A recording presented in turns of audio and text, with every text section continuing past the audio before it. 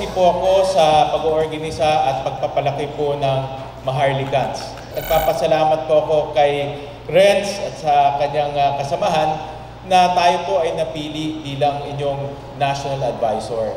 Sa loob po ng 2 taon at sa ilalim po ng pamumuno ni Renz, itong maliit na grupo ay ngayon isa sa pinaka-aktibo at malaking grupo po ng ating bansa. At yan po siguro ang isang hamon para sa akin bilang inyong National Advisor at para sa ating lahat na paano po tayo makikilala at matatandaan po ng ating mga kababayan.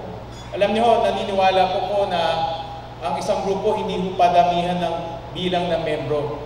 Ang importante po, gaano po kalalim at gaano kaimportante ang ginagawa nila o ng isang grupo para po mabago ang buhay ng ating mga kababayan, lalo na yung mga nangangailangan.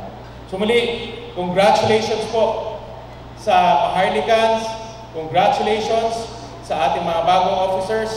Pagpatuloy ho natin yung ating magandang ginagawa dahil ito po ang pinakamagandang resibo na lumalaki, tumatatag, at higit sa lahat, lumalago ang grupo po ng Maharlikans.